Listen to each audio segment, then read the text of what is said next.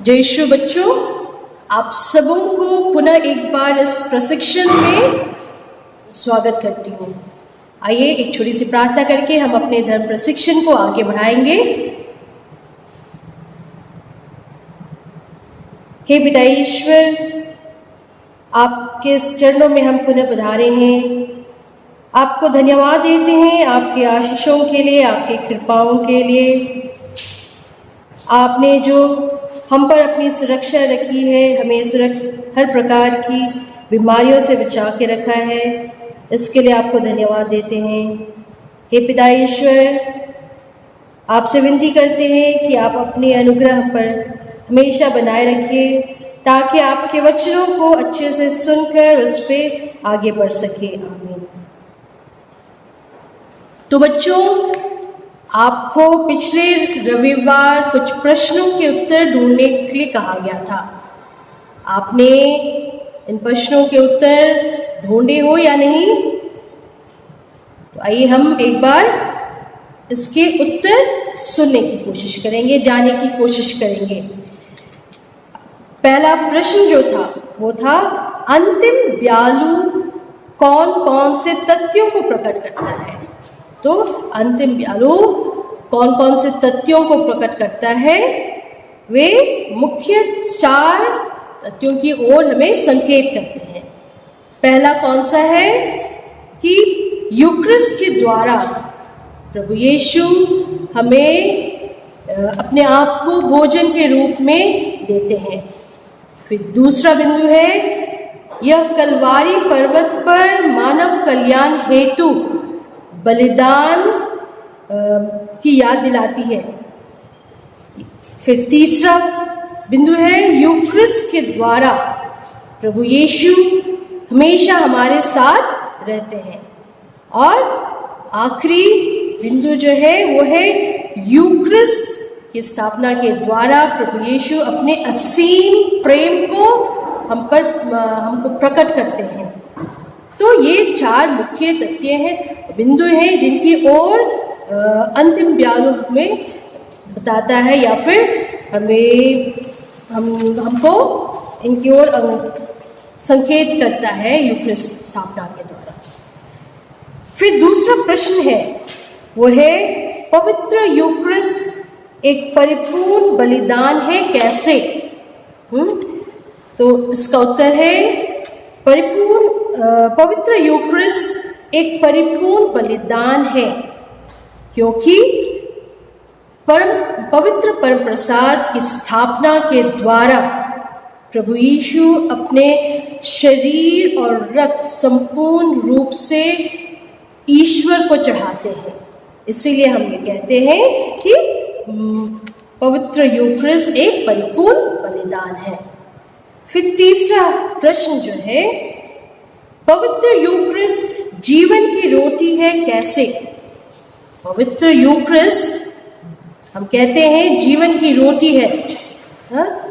पवित्र यूक्रिस्ट जीवन की रोटी है, इसलिए जो इस भोजन को खाता है वो कभी नहीं मरता, वो सदा अमर रहता है, क्योंकि वो हमें दुनिया के समस्त मानव जाति की एकता तथा ईश्वरीय सहभागिता में जीने के लिए प्रेरित करता है।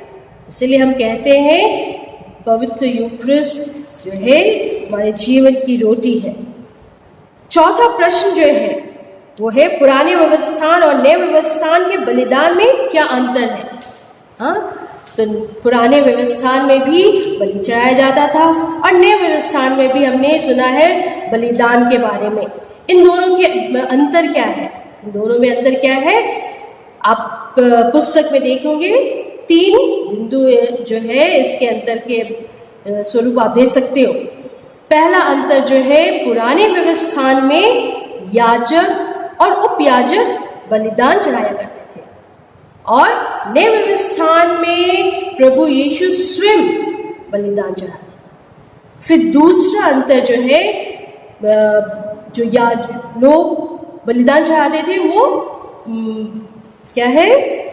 साधारण व्यक्ति थे, और इसके उल्टा जो है नए व्यवस्थान में प्रभु यीशु जो है वो ईश्वर भी है और मनुष्य भी।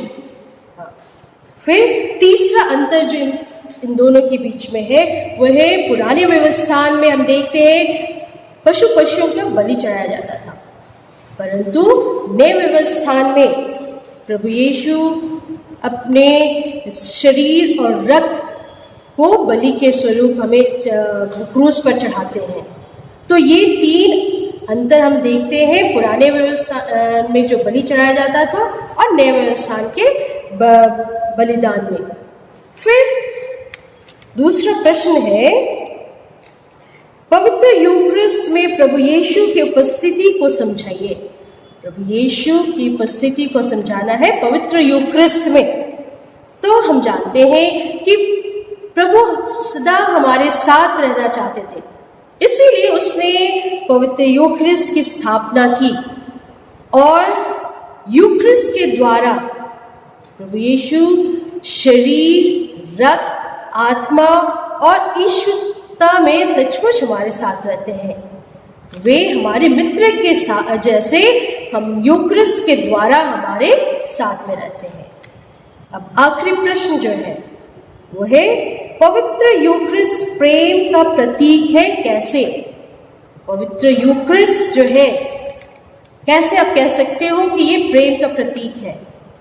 तो बच्चों इसका उत्तर है, पवित्र मिस्सा बलिदान में जब हम भाग लेते हैं और जो लोग पवित्र प्रसाद ग्रहण करते हैं वे एक परिवार के रूप में आते हैं और अपने सारे मनमुटाव और जो भी गलतफहमियां होती हैं उनको दूर करके प्रभु ईश्वर को ग्रहण करते हैं और प्रभु ईश्वर के जीवन को, उनके बलिदान को स्वीकार करते हैं। तो हम कह सकते हैं कि पवित्र यूक्रिस्ट प्रेम का प्रतीक है। तो इस प्रकार बच्चों हमने अपने 7वें पाठ खत्म किया और इसके सारे प्रश्न के उत्तर भी सुने। तो आप इन सारे प्रश्नों के उत्तर अवश्य अपने उत्तर पुस्तिका में लिख के रखिएगा। और अब हम आगे बढ़ते हैं अपने अगले पाठ की ओर। अगला पाठ जो है वो है पवित्र यूक्रिस्ट मुक्ति का स्रोत है। तो ये 8वां पाठ जो है वो भी 7वां पाठ से ही जुड़ा हुआ है। हमने 7वें पाठ में पढ़ा था कैसे प्रभु ईश्वर ने पवित्र यूक्रिस्ट की स्थापना की, और अब हम इस पाठ में पवित्र यूक्रिस्ट के बारे और पढ़ेंगे कैसे ये मुक्ति का स्रोत है। तो बच्चों अगर आपने देखा होगा आपके पुस्तक में एक 2 महान पुरुषों के चित्र दिया गया है। वो एक है महात्मा गांधी और दूसरा है अब्राहम लिंकन। ये चूंकि हम अपने घरों में हैं, कक्षा में नहीं है, इसलिए हम ये जो कुछ प्रश्नों को आपके समक्ष रखूंगी, आप इसके ऊपर विचार करिएगा। पहला है, गांधी जी ने भारत छोड़ो आंदोलन क्यों छेड़ा? हाँ, पहला चित्र जो दिया गया है वो महात्मा गांधी का है। उससे जुड़ी हुई प्रश्न है कि महात्मा गांधी ने भारत छोड़ो आंदोलन क्यों छेड़ा? फिर गांधी जी ने अंग्रेजों से भारत को आजाद करने के लिए कौन कौन से संघर्ष किए? हमने सब सुना है उसके बारे। तो महात्मा गांधी जी ने कौन कौन से संघर्ष किए अपने जीवन में अंग्रेजों के चुंगल से छुड़ाने के लिए भारत को? फिर तीसरे प्रश्न के ऊपर आप विचार करिएगा, वो है गांधी जी ने भारत की स्वतंत्रता के लिए कौन कौन से बलिदान दिए? और दूसरा महान व्यक्ति की चित्र जो दी गई है आपके पुस्तक में वो अब्राहम लिंकन के, इससे जुड़ी हुई भी कुछ बातें हैं जो आपको विचार करना है। वो है किन लोगों की आजादी के लिए अब्राहम लिंकन ने संघर्ष किया? फिर अश्वेत लोगों को अमेरिका में किस तरह से तकलीफ उठानी पड़ी? फिर तीसरा प्रश्न जो है अब्राहम लिंकन की मृत्यु कैसी हुई? तो हम देखते हैं बच्चों ये दोनों ही महान पुरुष है, एक तो महात्मा गांधी और दूसरे अब्राहम लिंकन। दोनों ने ही अपने जीवन के में दूसरों के लिए संघर्ष किए, अपने जीवन को दूसरों की भलाई के लिए दे दी। बहुत सारे कष्ट सहे, दोनों ने ही कष्ट सहे। और अंत में अगर आप इनके बारे जानते हो या फिर पढ़े होगे तो हम देखते हैं इनको क्या जो इन्होंने संघर्ष किया, जो इन्होंने अपने आप दूसरों के लिए दिया, उसके फलस्वरूप इन्हें क्या मिला? इन्हें मृत्यु मिला। तो इसी प्रकार प्रभु यीशु ने भी अपनी पूरी जिंदगी दूसरों की भलाई में लगा दी, दूसरों की सेवा में, दूसरों को उस ईश्वर के पास लाने में लगा दी। प्रभु यीशु भी जो है संसार की मुक्ति के लिए अनेकों कार्य किए। उन्होंने भी लोगों के बीच में बहुत सारे चमत्कार किए। हमने बाइबल में पढ़ा है और हम सुनते भी हैं कि कैसे प्रभु यीशु लोगों को बहुत सारे रोगों से मुक्ति दिलाई, बहुत सारे अद्भुत लोगों से दूर किए, फिर लोगों को मृत्यु से मुक्ति दिलाई और कई लोगों को उनके पाप के बंधन से मुक्ति दिलाई। इस तरह बहुत सारे चमत्कार किए, बहुत सारे कार्य किए अपने जीवन में। और इन सबसे बढ़कर प्रभु यीशु ने वो दुर्भोग सहा। क्यों सहा? हम पापी मनुष्यों के लिए, ताकि हम मनुष्य जो है अपने पाप से मुक्त हो जाए। ये सारा प्रभु यीशु ने किया, अपने आप को क्रूस पर अर्पित करके, ताकि वो हमें हमारे पापों से मुक्ति दिलाए। तो देखते हैं कितनी बड़ी कुर्बानी दी प्रभु यीशु ने। तो ये सब हमने पिछले पाठ में भी पढ़ा था, कैसे प्रभु यीशु अपने यूक्रिस्ट की स्थापना की, अपनी मृत्यु के पूर्व संध्या। तो जब हम पवित्र मिस्सा बलिदान में भाग लेते हैं तो बच्चों हम उस प्रभु यीशु के दुर्भोग के समारोह में सहभागी होते हैं। उनके जो उन्होंने दुर्भोग सहा, उनके फलस्वरूप हमें अपने पापों से मुक्ति मिली है।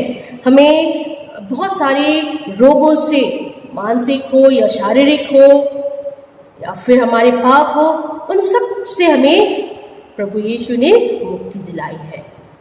तो हम प्रभु यीशु के दुर्भोग में सहभागी होते हैं जब हम पवित्र मिस्सा बलिदान में भाग लेते हैं। तो बच्चों, ये प्रभु यीशु के जो मुक्ति का संस्कार है, हमें इसे व्यर्थ नहीं जाना देना चाहिए।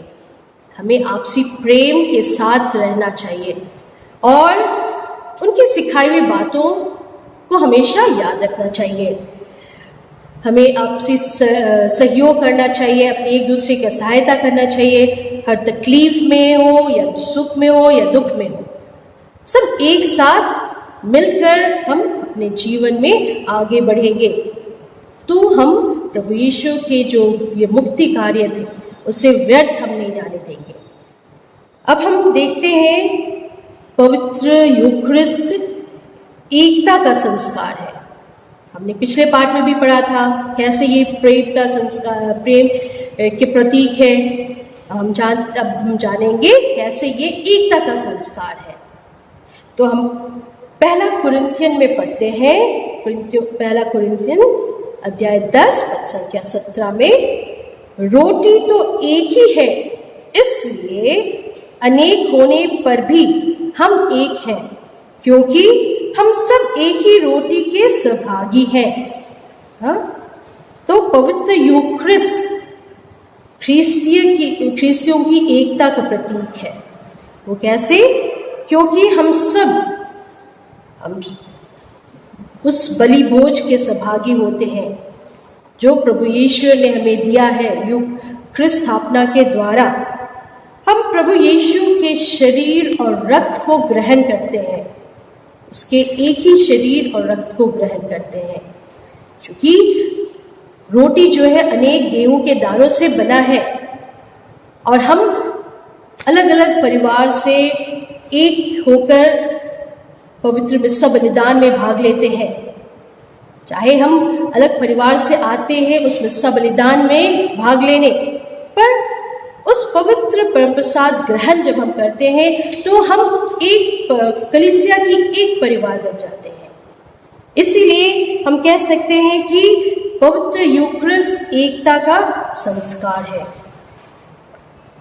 परम प्रसाद की रोटी जो है, हमने सुना कि अनेक गेहूं के दानों से बनी है। ठीक उसी प्रकार हम अनेक होने के बावजूद कलीसिया के एक परिवार है। इसलिए जब हम परम प्रसाद ग्रहण करते हैं, पवित्र प्रसाद ग्रहण करते हैं, तो हम सारे आपसी घृणा या द्वेष या मनमुटाव वो दूर हो जाता है और हम एक होकर उस प्रभु ईश्वर को स्वीकार करते हैं। इसीलिए हम कहते हैं जब हम पवित्र प्रसाद ग्रहण करते हैं तो हमें ये प्रार्थना करनी चाहिए, हे प्रभु, जो रोटी और प्याला हम अर्पित करते हैं वे तेरी कलीसिया में एकता और शांति लाए। हाँ, तो ये प्रार्थना हम करते हैं जब हम पवित्र मिस्सा बलिदान में भाग लेते हैं। तो बच्चों, हमने देखा है पवित्र यूक्रिस्ट कैसे मुक्ति का स्रोत है। अगले रविवार हम और भी इसके बारे में विचार करेंगे, जानेंगे और पढ़ेंगे। तो आइए हम अपने इस पाठ को एक छोटी सी प्रार्थना के द्वारा अंत करते हैं। हे पिता ईश्वर, आपको धन्यवाद देते हैं जो आपने हमें एक परिवार के रूप में लाते हैं अपने पवित्र यूक्रिस्ट के द्वारा। हे पिता ईश्वर, हमें अपने आपसी मनमुटाव, द्वेष से दूर होने में मदद कर, और आप जैसे चाहते हैं पिता ईश्वर कि हम एक परिवार होकर आप में आगे बढ़ते जाएं। हे पिता ईश्वर, आपको पुनः आज के दिन के लिए धन्यवाद देते हैं। आमीन।